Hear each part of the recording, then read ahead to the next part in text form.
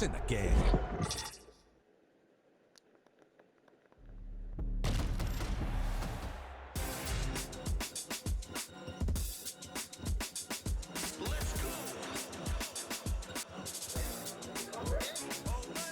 Just a picture, last fight. It was like when I go to the cage.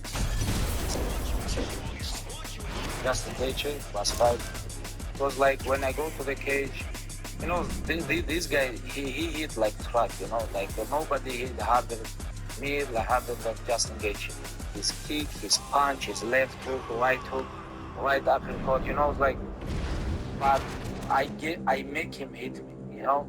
Like when I go to the cage and I was like, okay, I'm gonna bring him to the deep ocean. Deep ocean is like, I'm gonna make him tired on stand-up, ground and finish there, you know.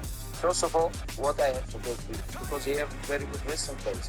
He is very good wrestlers, and like beginning of fight, I know like this guy can take the wrestling, and I will prove on his punch, kicks, and you know, like everything what happened with father, like I was thinking like nothing to lose, nothing to lose. I'm gonna go like my coach tell me, hey, listen to game plan, be careful, hey.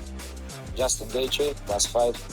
It was like when I go to the cage, you know, this guy, he hit like truck, you know, like nobody hit harder, me like harder than Justin Gaethje.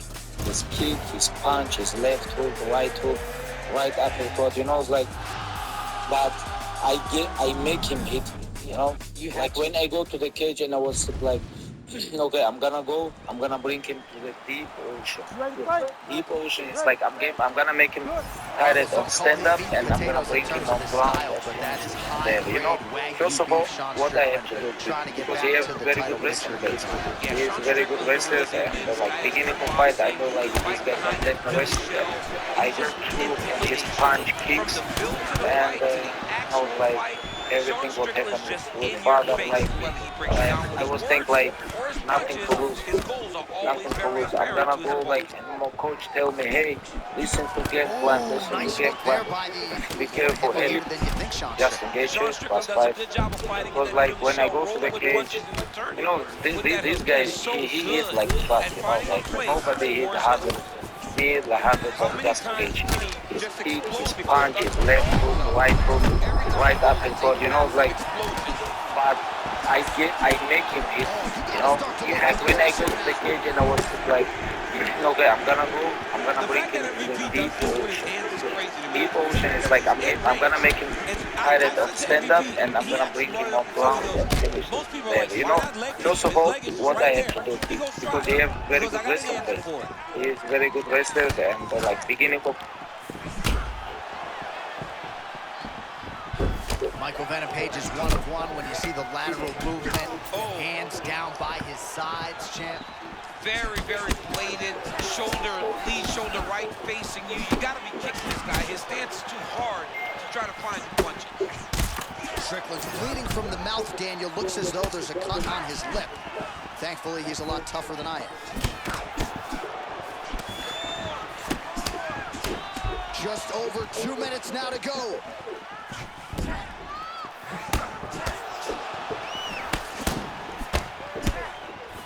Nice body shot. They just crash into each other, and every time you wonder who's gonna fall.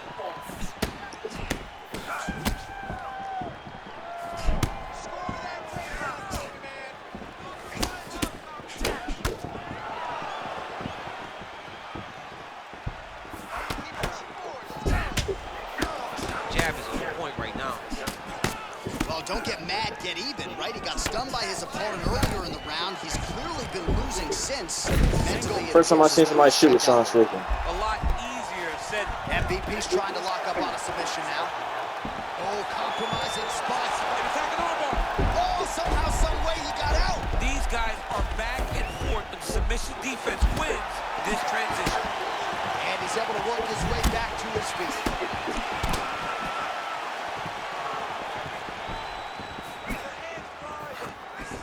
20 seconds left.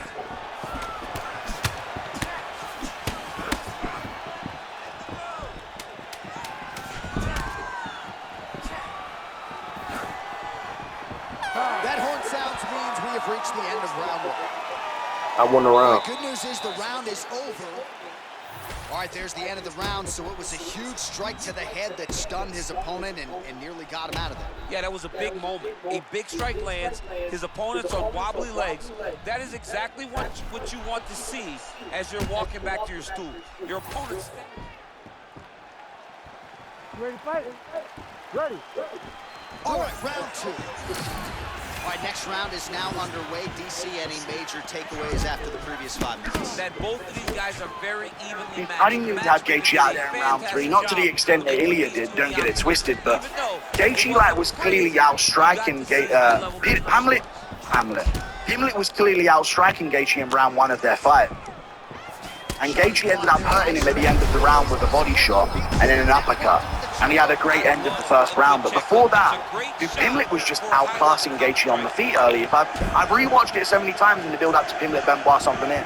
I'm now picking Pimlet for that fight, by the way. Well, his opponent seemed to be Dustin and Gaethje. significant extent, but was able to recover. And Dustin Poirier and Justin Gaethje are the standard. And how you look against them determines it at lightweight, dude. They have always been the standard. Even past their prime. Bro, what? And if I'm looking at Paddy Pimlet versus Gaethje and Benoit versus Poirier, and Poirier and Gaethje will teach you real quick. They'll teach you real quick at lightweight whether you belong or not. I'm just thinking about 4 and 5. Dude, Pimlet never quit like that. Never quit like that. And in round 2, he got knocked down to eye pokes. Keep it real. Bro, he got knocked down by Justin Gaethje to eye pokes. It's in the comments of all the fucking Pimlet Gaethje replays. I know you guys know that now. But he got knocked down to eye pokes in round 2. I know he lost the fight, and he did lose the fight, and Gaethje outdid him. But at no point was he skating around on the back foot looking to not be in there. At no point, and that's just that's the thing that a fighter has or they don't. I'm lost for words. I can't believe it's happened again. I keep picking what I think is the logical outcome, and it just never goes that way. Never goes the way of logic. I'm gonna pick Ian Gary to outclass Makhachev. McGregor's sliming out Holloway. I want you to be aware of this. Okay? Evloev's putting out Volk with a wheel kick. Remember I told you? Remember I fucking told you? And Tom Aspinall's putting out Garn to sleep, and we're smoking on that Garn pack on Fulton Grove. Like and subscribe. Thank you for watching. I'm about to do my event recap. I think I've got to do an O'Malley pod as well. I can't fucking believe what I just watched, dude. Ilya Topuria showed up on the White House lawn, and Justin Gaethje does it for America. And for Gaethje, I'd retire. Bro, but I know they're going to put money on him. They're going to give him a shit ton of money, and this is where the big money's going to be made for Gaethje. I think they do Arman versus Oliveira too. And I think if McGregor beats Holloway,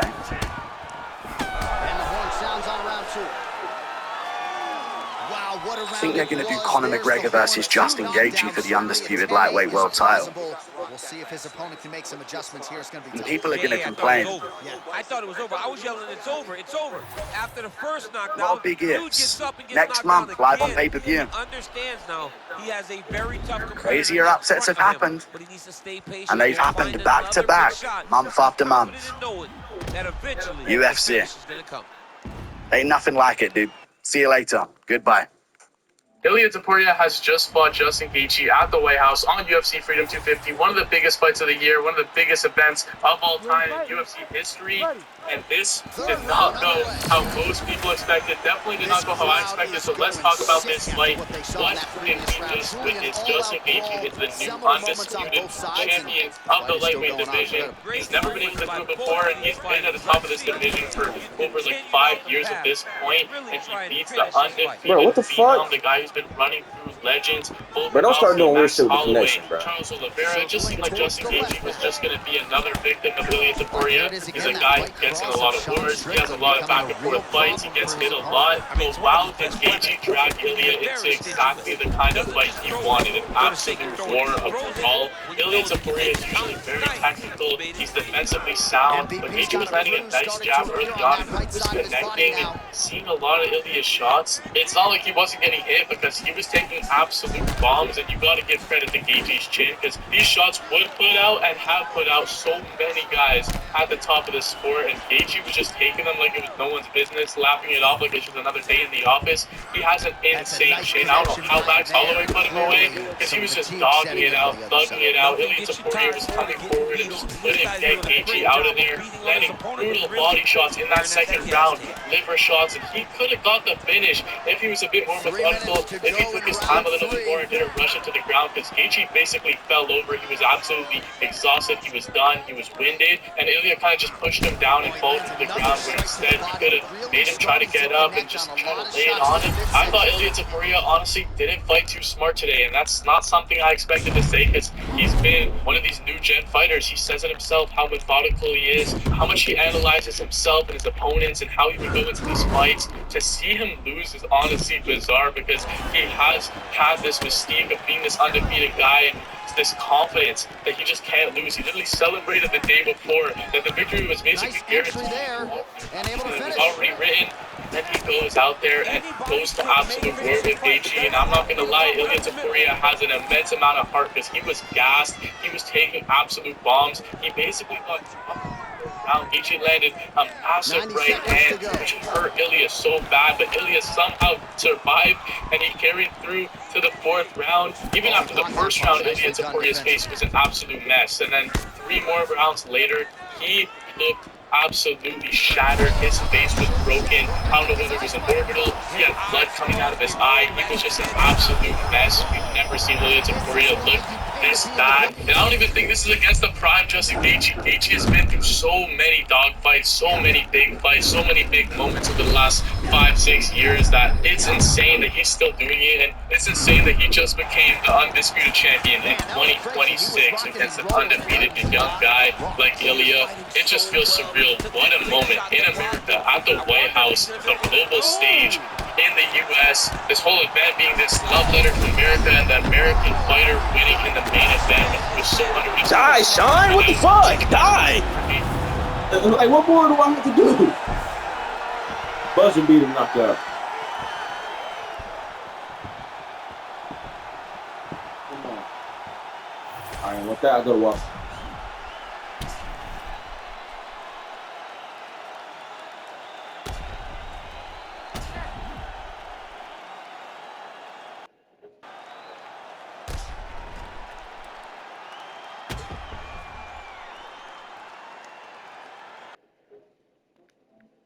Nah, that shit was fire.